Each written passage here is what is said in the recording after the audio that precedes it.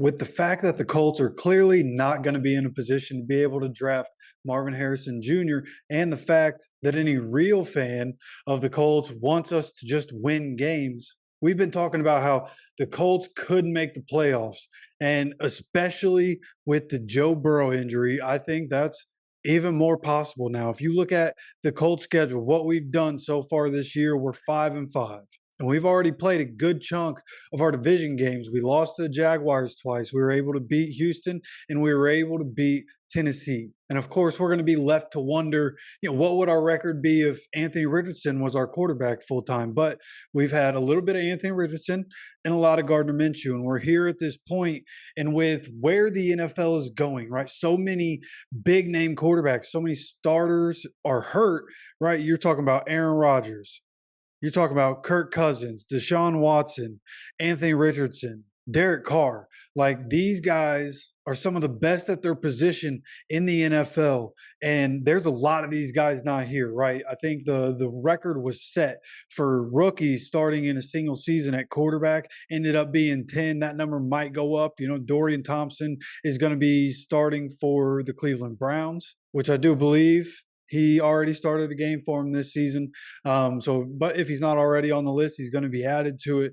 So a lot of rookies playing this year, a lot of backup quarterbacks.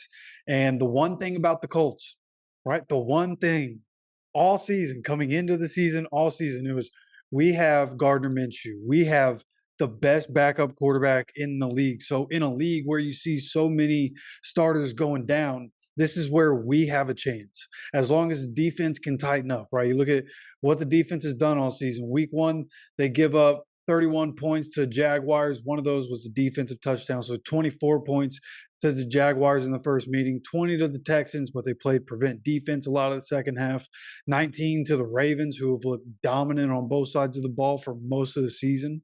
First half against the Rams was really bad and got a little out of hand. I think it was 23-0 going into halftime, if I'm not mistaken. But then they tightened up, only gave up 6 more points. Tennessee only scored 16. Jacksonville, who cares? But then giving up 32 points to the Browns offense and 38 points to the Saints, right? Before shutting down the Panthers and the Patriots was 13 and 6 points. 2 of the worst offenses in the NFL. They went in, did what they were supposed to do, which is great. They didn't let up on teams that they were supposed to dominate.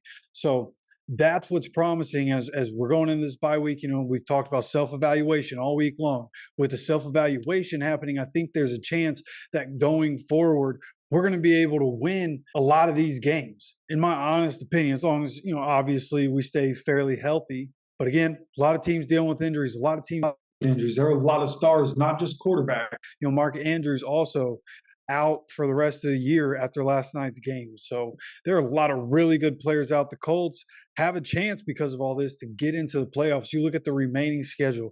After the bye week, it's the Buccaneers. Then we have the Titans for the second matchup. Then the Bengals, then the Steelers, the Falcons, the Raiders, and the Texans. Okay, so when you look at those, the quarterback being the most important position on any team, the quarterbacks we're going to be playing: Baker Mayfield, Will Levis, Jake Browning for Cincinnati, Kenny Pickett, presumably Taylor Heineke, maybe Desmond Ritter, Aiden O'Connell for the Raiders, and then C.J. Stroud to finish the year, who might end up being the MVP. Not just Offensive Rookie of the Year, the way he's playing, and with, again, so many starting quarterbacks going down, there's actually a good chance that C.J. Stroud wins MVP this season unless Lamar Jackson starts just going off every single week, which is very possible. But for what we have in front of us, I think there's a good chance for our defense to be able to carry a lot of the load because of what they're going to be facing. Obviously, they have to continue to go into these games and be able to dominate the teams that they are supposed to dominate. So when we talk about the offense, the only game this season that the Colts the Colts offense hasn't scored 21 every single game.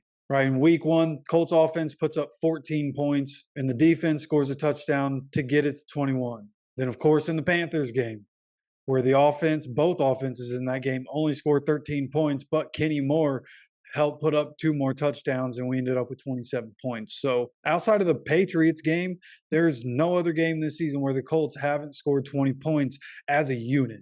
So what I want to see coming out of the bye week is more from the offense. I still trust the defense. I understand that Gus Bradley at times is going to play that soft coverage and they're going to give up yards, but we have a lot of really good players on this defense that have been making plays. Dio's been playing really well. We're going to get Grover Stewart back when we go to play the Bengals, which is going to be very important going down the stretch. So as we sit here and we look at what teams look like right now, like we're 5-5. I think we can beat the Buccaneers. That's a home game. When we go to Tennessee, that's kind of a wild card. Will Levy's, a little up and down so far in the games that he's played. But I honestly think with all the injuries that the Titans have this season, that we can go into Nissan Stadium and win. So that puts us at 7-5 with Joe Burrow not being there for the Bengals and some guy nobody's ever heard of being the quarterback.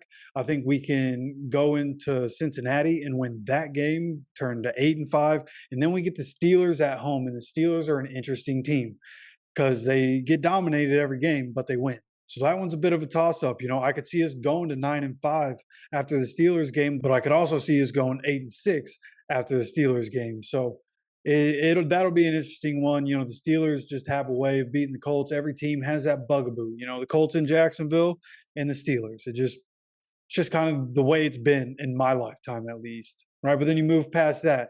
You have the Falcons. We should definitely beat the Falcons. The Raiders, who are a different team without Josh McDaniels. So that's another one that'll be interesting. But I honestly think that, talent-wise, we should be able to beat them. But we'll have to see. That's December 31st. So a while till that one happens. I do think we can beat them, though. And then the Texans, like at that point, I don't know if we're going to be able to keep up with the Texans. CJ Stroud, again, playing great. And really, the string of CJ Stroud playing really well like that started when the Colts dominated the first half of that game with the Texans. And then in the second half, the Colts played definitely that softer Bradley coverage. And CJ was able to kind of pick his spots and find his guys and work the offense a little bit and gain confidence through it. You could see as that game went on, he was gaining confidence. And so I think the Texans game is one that, we might go in there and lose. That's going to be a home game for the Colts. I hope we can pull that off last game of the season, but we'll see. But either way, there's an opportunity here with Joe Burrow being out that the Colts can finish the season 7-0 and be 12-5. Where everybody before the season was talking about the Colts are going to be 3-14. 12-5 is a possibility, right? In some of these questionable games, right? If you give us a loss to the Steelers and a loss to the Texans, we still finish at 10-7. At that point, very likely in the AFC, going to be at least the 7 seed. So it's going to be interesting as we get closer to the end of the season, how this is all going to unfold and how things are going to go. I can't wait for us to come off this bye. We're not even to Sunday yet, and I'm ready for us to get off this bye and play our next game. Really excited about the Buccaneers.